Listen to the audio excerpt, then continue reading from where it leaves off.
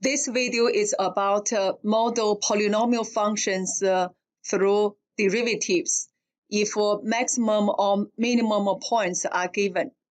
Suppose P of x has a maximum or minimum point at x equals s and at x equals t.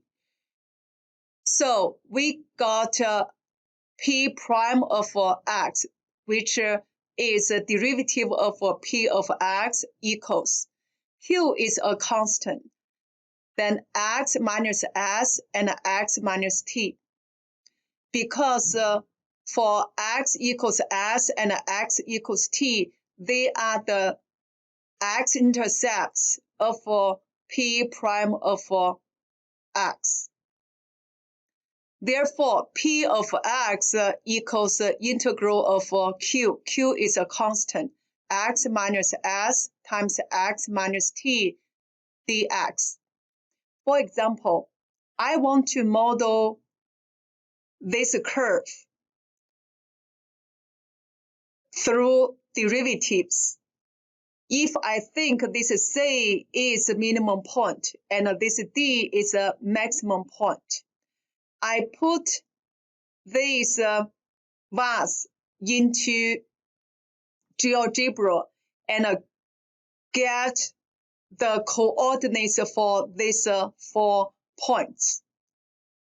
Since I think C and D are the minimum and maximum point, therefore, I can write down P prime x equals Q times x minus 0.525, x minus 4.67.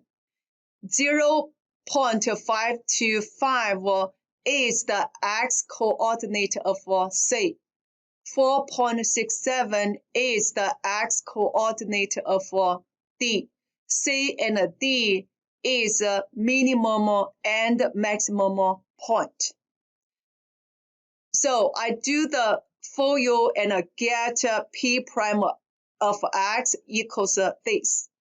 I will do the integral both sides so that I got P of x equals integral Q times x squared minus 5.159x plus 2.452 dx equals Q times x to the third power over 3 minus 5.159 x squared over 2 plus 2.452x plus a constant number C.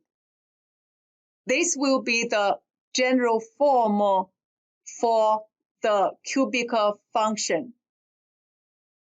which has the maximum and minimum points at x equals 4.67 and x equals 0.525.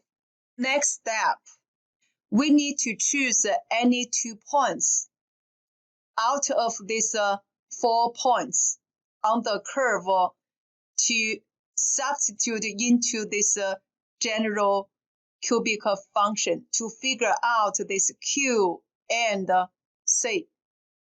Situation 1, I will use E and F. Substitute the coordinates into this general form.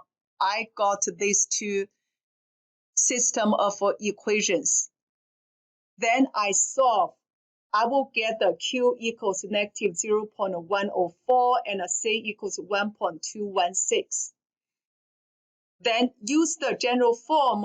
I will get P of x equals negative 0.034x third power plus 0.268x squared minus 0.255x plus 1.216. Then I put this function into GeoGebra to check how this function fit into this curve. You could say like this. It passes through E and F definitely because you use these 2 points for the general form. But for the C and the D, you could say there's some error. For situation 2, I use the E and the D to substitute into the general form. I work the same process. I got this P of x equals this one. If I put this function into GeoGebra, you could say the curve like this. This curve definitely passed through E and D, but didn't pass through C and F. It's not very good. Then for the situation 3, I use C and D. Then I do the same process. I got this function. And when I put into GeoGebra, I got this curve. This curve passed through C and D, but didn't pass through E and F. There will be situation 4. You can use the point C and F substituted into this general form to figure out Q and C so that you can get the cubic regression equation for that curve. In this video, I won't work this out. If you are interested in this kind of problem, you can try by yourself.